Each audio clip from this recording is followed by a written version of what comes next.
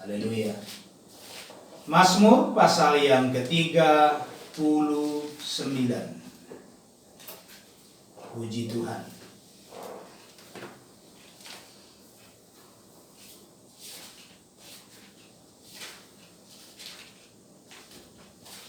Mazmur 39, kita akan baca dari ayat yang pertama.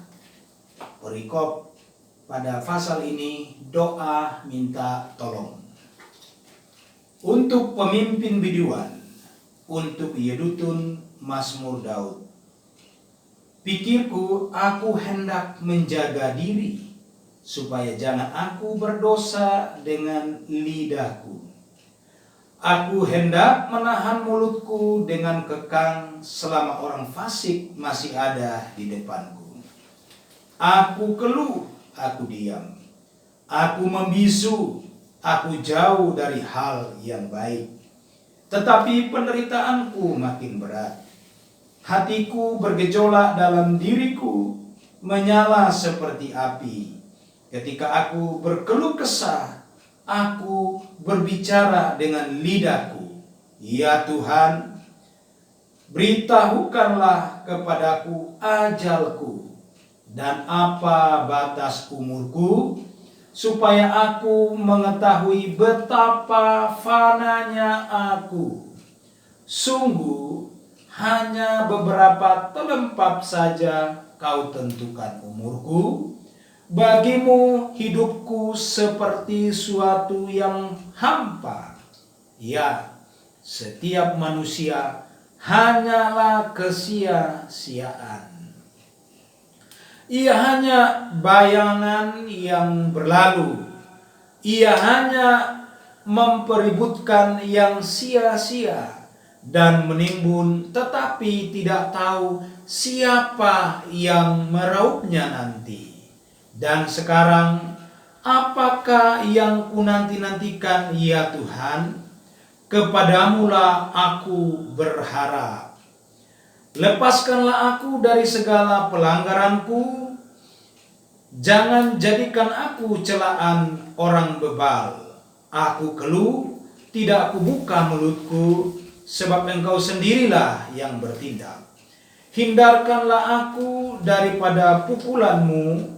Aku remuk karena serangan tanganmu. Engkau menghajar seseorang dengan hukuman karena kesalahannya, dan menghancurkan keelokannya sama seperti gegar. Sesungguhnya setiap manusia adalah kesia-siaan belaka. Dengarkanlah doaku ya Tuhan, dan berilah telinga kepada teriakku minta tolong. Janganlah berdiam diri melihat air mataku, sebab aku menumpang padamu.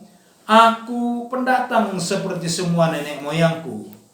Alihkanlah pandanganmu daripadaku, supaya aku bersukacita sebelum aku pergi dan tidak ada lagi. Sejauh itu pembacaan kita, saudara yang saya kasihi dalam Yesus Kristus. Haleluya.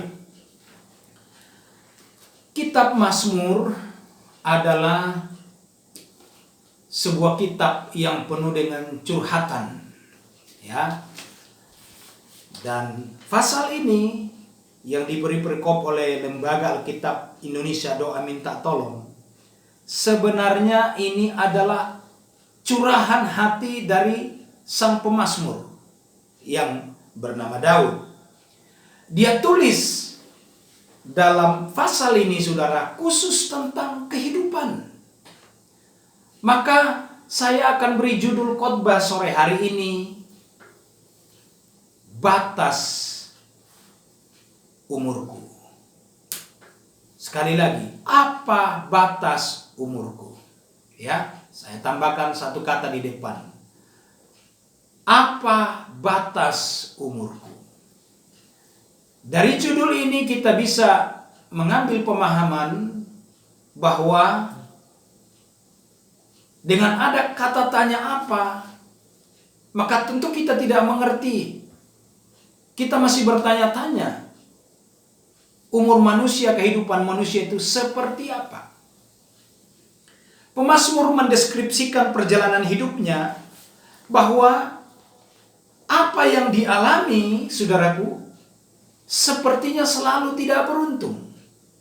Dia diperhadapkan dengan orang fasik, dia diperhadapkan dengan orang bebal, dirugikan oleh banyak orang, lalu dia berseru sama Tuhan. Dia berdoa minta tolong. Menarik sekali bahwa di Mazmur 39 ini maksud saya, di ayat yang kelima dikatakan di sana, ya Tuhan. Ini ayat 5 versi Indonesia, kalau versi Inggris ayat 4. Ya Tuhan, beritahukanlah kepadaku ajalku. Yang pertama, seolah-olah pemazmur sudah tidak tahan dalam hidup ini.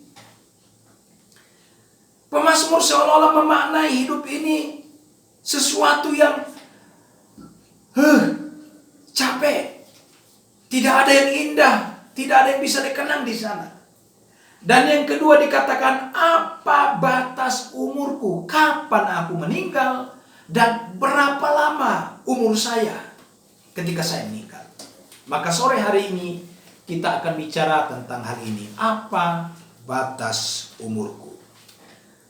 Alkitab memberikan banyak informasi tentang umur manusia, tentang hidup manusia, tentang apa yang terjadi di dalam kehidupan manusia. Yang pertama, dari ayat yang kelima, ayat yang keenam dikatakan begini. Ayat 6, sungguh hanya beberapa telempap saja. Justru pemazmur memberikan informasi atau Alkitab menuliskan bahwa ternyata hidup kita ini hanya setelempap. Mungkin bahasa ini agak asing bagi banyak orang, ya. Ada banyak kalimat-kalimat dalam Mazmur. Ada 2 pengerja di rumah, saya tanya, kamu mengerti nggak bahasa atau kata ini? Mereka tidak tahu. Telempap ini mungkin ini adalah bahasa Indonesia lama, ya. Itu adalah sebuah ukuran yang setelapak tangan. Hanya telapak tangan, dan kalau telempap itu, ini tangan saya, maka jempolnya akan dilipat lalu dipakai mengukur. Nah, karena mungkin dulu tidak ada sentimeter. Jadi pemazmur memaknai atau Alkitab menginformasikan kepada kita, saudara, bahwa umur kita itu hanya 4 jari saja. 4 jari. Tidak sangat panjang, saudaraku. Hanya setarikan napas. Itulah umur kita. Berulang kali saya katakan kalau saya bincang dengan teman-teman hamba Tuhan, kami baru saja ditinggal oleh salah satu panutan di GPDI, di Sekolah Alkitab Cianjur, Bapak Pendeta Ondatu, pada usia 72 tahun kalau tidak salah. Tapi ketika saat beliau meninggal dan kita mengenang, itu seperti menarik napas saja. Habis. Itulah batas umur kita. Yang kedua, berapa batas umur kita? Di ayat 6 dikatakan, di ayat 6, sungguh beberapa telempap saja kau tentukan umurku. Bagimu hidupku seperti sesuatu yang hampa. Yang kedua, hidup ini hanya sesuatu yang hampa. Hampa artinya tidak ada apa-apa. Di ruang luar angkasa, di batas atmosfer, itu terdapat namanya hampa udara. Nggak ada oksigen. Jadi benda-benda di sana itu melayang tidak karuan, tidak ada aturan, tidak ada hukum gravitasi di sana. Artinya, pemazmur memaknai bahwa hidup ini sebenarnya tidak ada aturan. Bagaimana ada aturan? Dalam curahannya, sebagai orang benar, sebagai orang yang takut kepada Tuhan, tetapi dikelilingi oleh orang fasik, dikelilingi orang yang merugikan dia, dikelilingi dengan musuh-musuhnya. Sungguh, hidup ini adalah sesuatu yang hampa. Tidak ada yang berguna.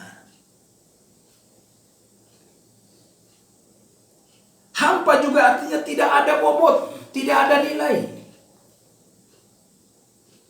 Jadi hidup kita ini tidak ada nilai. Batasnya apa? Tidak ada nilai sama sekali. Itu yang dikisahkan dalam Mazmur ini. Yang ketiga, hidup ini adalah kesia-siaan. Ya.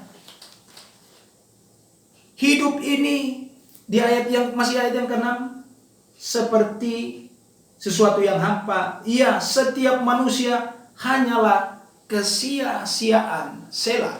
Kata selah di sana sebenarnya itu tanda dalam lagu atau biasanya diartikan tahan sejenak dan renungkanlah. Maka saya bisa mengartikan secara metafora bahwa hidup ini dalam kesia-siaan. Oke, mari kita renungkan sesaat.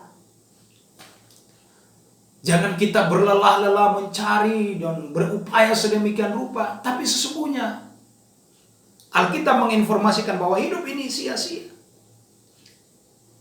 Pemandangan kesia-siaan ini di sini saudaraku adalah karena dikaitkan dengan ketika semuanya itu the end, terakhir. Seperti cerita film yang kita lagi asik nonton, seru tayangannya. Kalau itu film percintaan, belum sempat menghapus air mata, sudah ada tulisannya the end, selesai. Apalagi anak-anak muda sekarang senang sekali dengan drama Korea, ya. Drama yang syarat dengan goyangan gugahan emosional hati dan lain sebagainya. Atau orang yang senang dengan film-film action, sementara James Bond masih terbang dengan pesawat yang super canggih, tiba-tiba ada tulisan yang naik ke atas, lalu terakhir di bawah the end. Jadi apa yang dinonton sepanjang serial Korea, sepanjang film action itu ternyata sia-sia. Hanya sebuah cerita saja, saudara. Apalagi film-film horor yang menakutkan. Bagi ibu-ibu atau wanita yang ketakutan, juga bagi manusia yang separuh wanita, separuh pria, masih sementara tiba-tiba the end. Itulah kehidupan, saudara. Itulah batas umur kita. Semua berakhir, semua mati, semua akan mati. Semua akan hancur. Yang keempat, di ayat yang ke-7 dikatakan hanyalah bayangan yang berlalu. Jadi batasan umur kita seperti bayangan yang berlalu. Semua manusia kalau di belakangnya ada cahaya, maka di depannya kelihatan bayangan. Seperti di depan saya ini ada lampu sorot, maka mungkin saudara bisa melihat di tayangan ini ada bayangan. Di sini ada bayangan saya. Hidup kita, batas umur kita itu seperti itu, saudaraku. Seperti bayangan. Apa artinya? Ini bayangan ini kalau saya bergeser, dia bergeser dan tidak ada bekasnya. Hidup kita itu tidak ada bekasnya. Walaupun ada pepatah mengatakan, harimau mati meninggalkan belang, gajah mati meninggalkan gading, manusia mati meninggalkan nama. Tapi berapa lama akan dikenang? Kenangan-kenangan yang kita tinggalkan ketika kita mati. Berapa lama orang hidup mengenang? Kami masih panas-panasnya mengenang guru kami, pimpinan kami, Bapak Pendeta J. Ondato almarhum. Sampai saya putar kembali video-video lagu-lagunya, kaset-kasetnya, musik-musik instrumentalnya. Saya baca lagi catatan-catatan yang saya catat tahun 94 dari pengajaran beliau ketika saya sekolah Alkitab. Ini kenangan. Teman-teman menulis di laman Facebooknya apa yang dialami, kenangan manis, kenangan indah, bahkan kenangan pahit pun pada saat itu menjadi kenangan indah. Seorang hamba Tuhan dari Sulawesi Tengah menuliskan, mendeskripsikan kenangan beliau terhadap Bapak Pendeta J. Ondato. Dan saya menangis ketika saya membaca kenangan itu, saudara. Tapi berapa lama? Hanya sekejap. 1 tahun, 2 tahun, 3 tahun setelah itu hanya diceritakan seperti monumen saja. Itulah batas hidup kita. Seperti bayang-bayang. Setelah itu berlalu tanpa kenangan. Itu juga karena orang terkenal. Tapi kalau orang biasa, bagaimana? Yang kelima, hidup kita itu sama seperti uap. Dalam Yakobus pasal 4 ayat 12 sampai 14 dikatakan hidup kita itu seperti uap. Kelihatan sebentar saja. Kalau ada yang tidak paham tentang uap, maka pergi nanti ke dapur, saudara masak air, lalu tutup rapat-rapat. Begitu mendidih, saudara angkat tutupnya, maka keluar seperti asap. Itulah uap. Dan uap ini kalau ditaruh tutupan panci di atas, maka uap itu akan hilang dan berubah menjadi embun. Setelah embun mengembun menjadi titik-titik air, dan air akan turun karena gravitasi bumi. Setelah itu tutup panci itu kering. Masih sedikit lebih berharga daripada dikatakan seperti bayang-bayang. Tapi Yakobus mendeskripsikan, Yakobus menceritakan, menulis bahwa hidup kita itu seperti uap. Sebentar saja kelihatan, saudaraku. Umur saya sekarang hampir 50. Saya sepertinya hanya baru tarik nafas. Saya kalau lihat foto-foto saya waktu masih muda dulu, ya, perut masih kecil, sekarang sudah langsung semua sudah ke depan. Tapi dalam ingatan saya, aduh, sepertinya baru kemarin saya SD, SMP, SMA. Saya lihat foto-foto saya itu sepertinya baru saya mengedipkan mata tadi. Nah, inilah konfirmasi dalam ingatan kita bahwa hidup itu, saudaraku, seperti uap. Yang keenam, dalam Mazmur 90, coba kita buka dalam Mazmur 90. Jadi saya memberitahukan ini tentang batas, sejauh mana batas umur kita. Yang keenam, Mazmur 90 ayat 4 dikatakan di sana. Sebab di matamu 1000 tahun sama seperti hari kemarin. Apabila berlalu atau seperti suatu giliran jaga malam. Ayat 3 saya baca mulai, ya. Engkau mengembalikan manusia kepada debu dan berkata, kembalilah hai anak-anak manusia, innalillahi wa innalillahi roji'un. Sebab di matamu 1000 tahun. Ini sebuah perbandingan. Bahwa kalau 1000 tahun di pemandangan manusia, hanya 1 hari dalam pemandangan Tuhan. Jadi begitu singkat. Lalu tentang hidup manusia dikatakan, apabila berlalu, karena ini tertuju kepada kehidupan manusia, doa dari Musa, atau seperti suatu giliran jaga di waktu malam. Ayat 4 dari Mazmur 90 ini memberitahukan, mendeskripsikan, menggambarkan kepada kita bahwa batas umur kita itu hanya seperti giliran jaga malam. Yang bapak-bapak yang biasa ronda tahu ini. Biasanya pergantian ronda itu dari jam 8 atau jam 7 malam sampai jam 12. Jam 12 biasanya dibunyikan tiang listrik tang tang tang tang tang tang. Lalu shift pertama pulang ke rumah, lalu giliran berikutnya akan jaga. Jadi hidup ini seperti giliran. Dulu saya muda, sekarang saya sudah separuh baya. Saya minta sama Tuhan umur 120 tahun. Masih panjang ke sana seolah-olah, tapi hanya bergiliran. Saya punya doa sama Tuhan sesuai dengan kitab Kejadian 120 tahun, tapi saya minta kekuatan saya masih sama seperti umur 40 tahun. Saya tidak mau tua renta, ya. Tetapi itu kalau Tuhan menghendaki, saudaraku. Hidup kita, batas umur kita itu seperti giliran jaga malam, akan berganti. Presiden kita sudah ketujuh, berganti terus.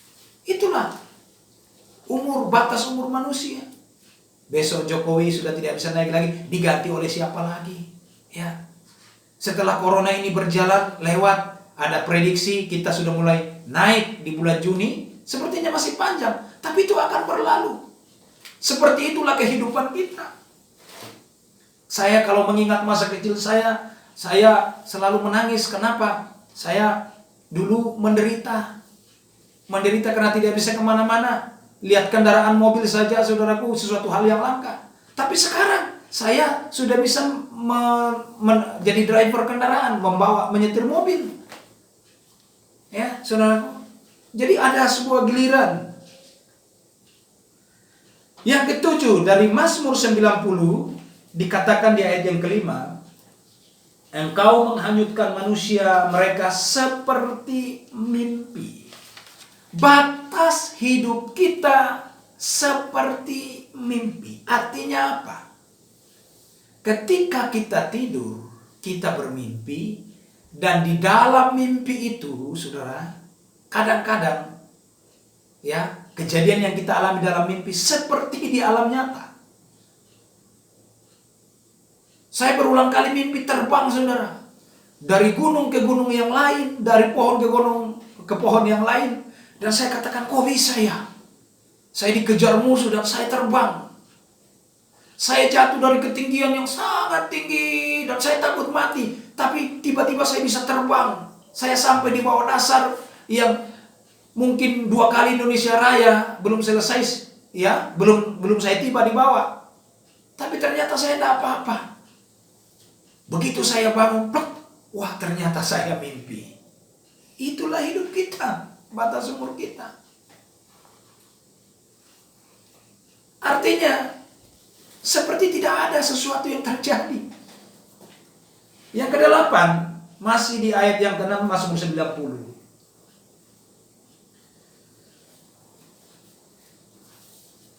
Di waktu ayat yang kelima, seperti mimpi, seperti rumput yang bertumbuh di waktu pagi, berkembang dan bertumbuh di waktu petang, lisut dan layu, seperti rumput atau seperti bunga. Lebih tepatnya seperti bunga. Batas umur kita diibaratkan, dipersonifikasikan, digambarkan seperti bunga. Para wanita atau ibu-ibu, juga kami bapak-bapak termasuk saya, yang senang dengan bunga. Di halaman pastori ada sayur labu saya tanam. Waktu musim hujan, saudaraku, baru datang, tumbuh subur. Aduh, subur. Lama-lama keluar bunganya. Ada bunga jantan, ada bunga untuk perempuannya. Ya, perempuannya itu cikal bakal jadi buah, dan jantannya itu hanya bunga saja. Kalau pagi-pagi saya bangun, saudara, bersama dengan bunga-bunga tetangga di depan rumah, depan pastori, dan beberapa bunga di depan pastori yang masih terpelihara, saudaraku, mekar. Jadi saya bangun tuh sembari matahari terbit, lihat, waduh, indah sekali. Ditambah dengan kicauan burung, ya, burung-burung liar yang jam-jam 5:30 pagi itu sudah mulai bunyi. Indah sekali. Tetapi sekonyong-konyong setelah matahari naik sampai jam 12, bunga yang mekar tadi menjadi layu, dan sore sudah tidak bisa lagi digunakan. Itulah batas hidup manusia. Yang ke-9, saya kasih 9 saja, supaya sama dengan katanya 9 buah Roh Kudus. Di ayat yang ke-9 dari Mazmur 90 tadi dikatakan, sungguh, segala hari kami berlalu karena gemas-Mu. Kami menghabiskan tahun-tahun kami seperti keluh. Agak aneh pada ayat ini, saudara. Tapi itulah batas umur kita, seperti keluh. Keluh itu apa? Mengeluh, mengerang, saudaraku. Mendesah. Kenapa? Orang yang mendesah itu karena kesal, karena capek. Seperti itulah batas umur kita. Tapi di dalam terjemahan King James agak sedikit berbeda pengertiannya. Kalau tidak salah saya mengertikan di sana, saya coba melihat tadi, bahwa hidup kita itu seperti sebuah kisah, seperti sebuah dongeng, seperti sebuah jalan cerita, saudaraku. Apa itu kisah? Apa itu dongeng? Sebuah cerita fiktif yang diceritakan seindah mungkin, sedetail mungkin, tapi tidak pernah nyata. Itulah batas umur manusia. Saudara ingat cerita atau saudara yang pernah membaca buku Mahabharata? Atau di pewayangan Jawa atau cerita-cerita fiksi lain, dongeng-dongeng yang lain. Ada begitu banyak dongeng di setiap daerah. Apakah cerita itu pernah terjadi? Tidak pernah terjadi. Itulah batas hari-hari kita. Itulah batas umur manusia. Artinya dalam 9 hal yang saya sampaikan saat ini dari kacamata firman Allah tentang batas hidup kita, maka kita akan menarik sebuah kesimpulan bahwa hidup ini sia-sia. Yang kedua, hidup ini tak berarti. Sia-sia tak berarti, sama saja saudara. Supaya lebih tegas lagi. Hidup ini teramat singkat.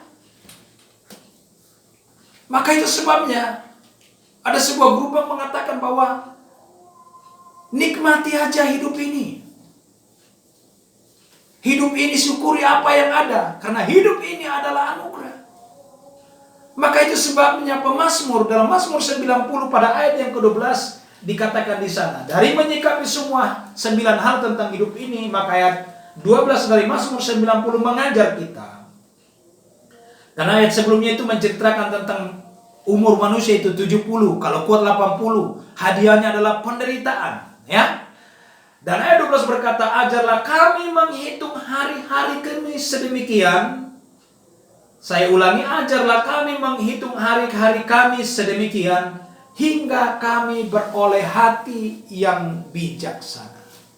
Dalam hidup yang singkat, dalam hidup yang sia-sia, dalam hidup yang tak berarti ini, mari kita minta hikmat sama Tuhan.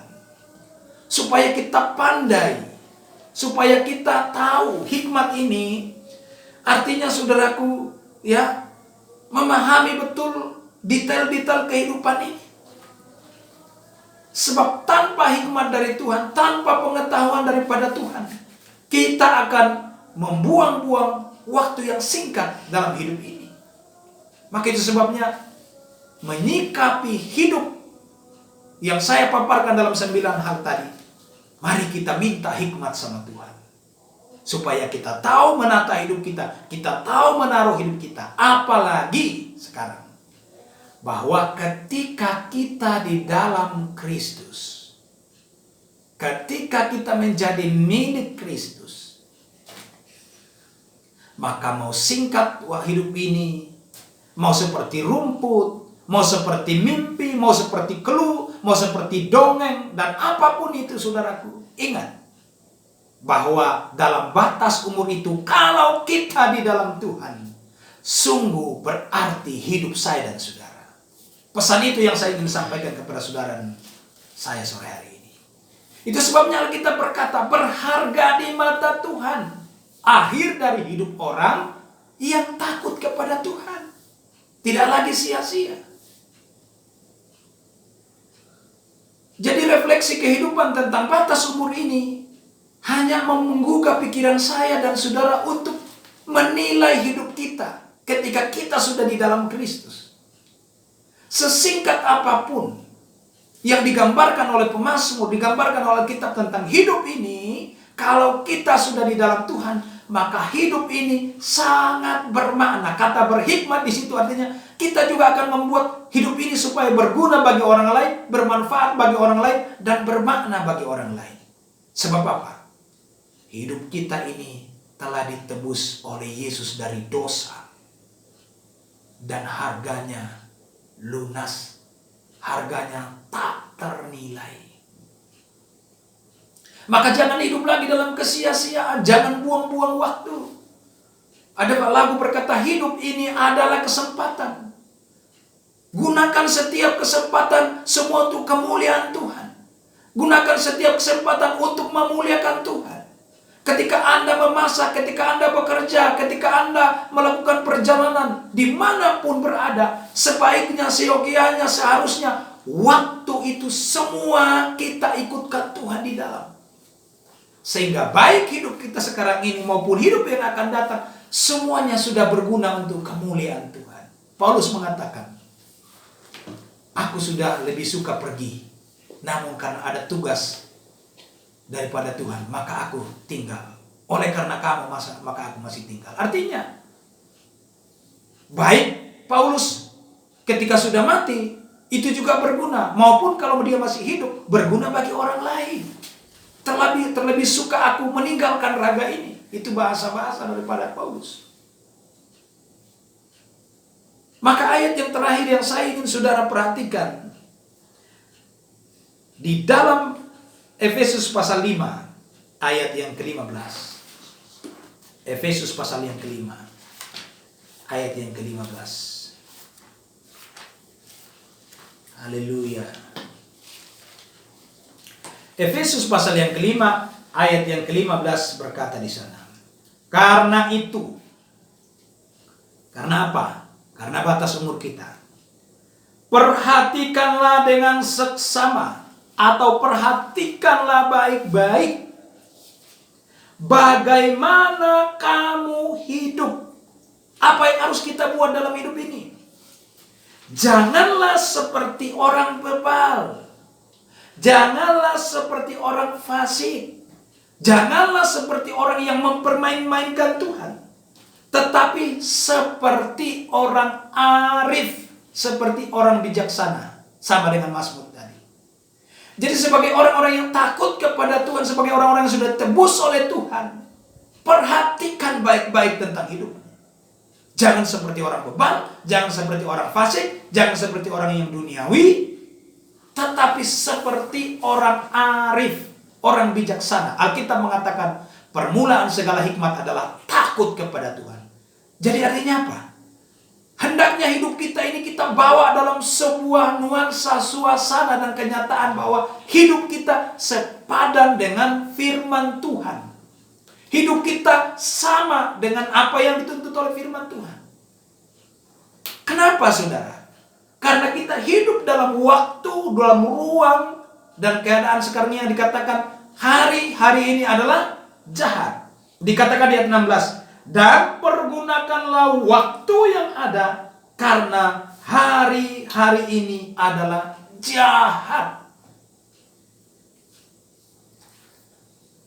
Beberapa WA yang sudah terkirim ke grup dan lain sebagainya, bahwa tingkat kejahatan di Indonesia ini semakin meningkat karena tekanan ekonomi. Dan apakah ini hoax atau benar? Ya, kalau hoax, abaikan saja. Bahwa dengan dilepasnya beberapa orang-orang dari penjara, lalu tidak memiliki pekerjaan, kembali kepada profesi semula. Dan memang hari-hari ini adalah jahat. Tapi kejahatan yang dimaksud di sini, saudaraku, bukan hanya sekedar pencurian dan lain sebagainya. Tapi perhatikan, inilah cara hidup yang harus kita lakukan sebagai orang arif bijaksana yang diajarkan oleh firman Tuhan, yang harus kita kerjakan dalam hidup ini, saudaraku, bahwa hidup kita ini harus hidup dalam manusia baru. Harus hidup dalam pertobatan yang sungguh-sungguh kepada Tuhan. Jangan main-main dengan mengiring kepada Tuhan. Jangan main-main dengan dosa. Ayat 5, ayat 1 di pasal 5 Efesus ini perhatikan.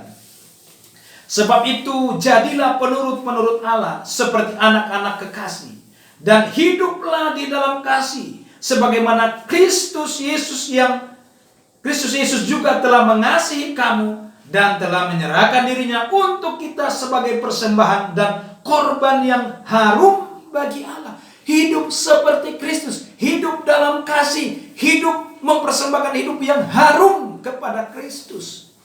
Dalam ayat yang lain dikatakan hidup kita ini seperti surat terbuka, atau kita membawa keharuman bau Kristus, atau bau keharuman Kristus, saudara. Itulah hidup yang harus kita pakai. Itulah hidup yang harus kita jalankan dalam 9 hal tentang batas umur kita. Dan ayat yang ketiga dari pasal 5 Efesus tadi berkata, tetapi percabulan dan rupa-rupa kecemaran atau keserakahan disebut saja pun jangan di antara kamu, Ini penodaan terhadap hati nurani. Jangan main-main dengan dosa.